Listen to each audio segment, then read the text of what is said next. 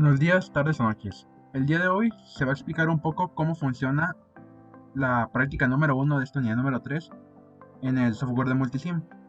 Las instrucciones que están en este documento nos indican lo siguiente. Lo primero, vamos a revisar los cuatro circuitos que se muestran aquí. Estos cuatro circuitos van a estar dispuestos en serie y en base a estos obtendremos una impedancia y una reactancia en el condensador. Además de eso, determinaremos el voltaje para que fluya de 1 amperio y en base a los cálculos también determinar los voltajes en resistencia y condensador de una forma fasorial. Lo primero que se hace es en el software de Multisim, vamos a crear el circuito. Aquí con el medidor de impedancia nos indica estas fórmulas. La F va a ser de la frecuencia, la C de la capacitancia y la L de inductancia. Y por supuesto R de resistencia. Aquí los valores que nos van a dar van a ser la resistencia, la frecuencia en la que estamos trabajando. El X va a ser la reactancia neta o la reactancia total. Y Z va a ser la impedancia, que va a ser con esta fórmula.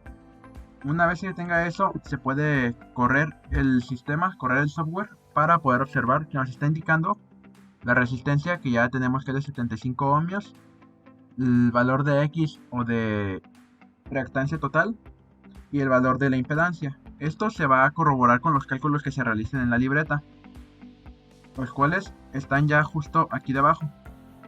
Aquí serían los cálculos, nos está pidiendo estas fórmulas que son las que usaremos: la reactancia del condensador, la reactancia del inductor, la impedancia, y esta es la otra fórmula de la impedancia. En sí nos está indicando que para calcular la reactancia del condensador vamos a tener 1 sobre W por C. W nos está indicando la velocidad angular de la onda por el condensador. Hacemos el cálculo y nos está dando que va a tener una reactancia de menos 5.052 ohms y una impedancia total de 75.169 ohms, que como recordamos es justo los valores que nos dieron unas aproximaciones. Eso quiere decir que este primer circuito estaría bien. En este caso, ahora podremos pasar a un segundo circuito. Vamos aquí a los proyectos, se guardan los cambios y vamos con el circuito número 2. Sería prácticamente lo mismo. Usaríamos las mismas fórmulas, los mismos datos, así que corremos el programa y tendríamos estos valores. La resistencia nos dio un valor negativo, pero aquí no es tan importante realmente. Lo importante es la capacitancia total y la inductancia. Comprobamos que estos dos valores son prácticamente iguales, así que en los cálculos nos debería dar algo muy parecido.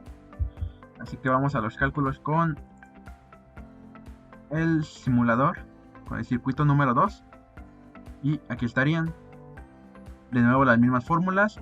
En este caso ya tendríamos la reactancia del condensador o la reactancia capacitiva, nos da un valor de menos 5.052 ohms igual que el anterior, mientras que la reactancia inductiva o del inductor nos daría un valor de 49.008 ohms. Sacamos la reactancia total y nos dio esos 43.956 y la impedancia nos dio un valor de 43.956 y se puede observar son exactamente iguales y corresponden o están aproximados a los valores que nos dieron en el simulador. Y ya en base a eso es que ya podríamos ir obteniendo de los otros dos circuitos restantes. Pero como ya son pasos prácticamente iguales, uno lo puede saltar, por decirlo de alguna forma.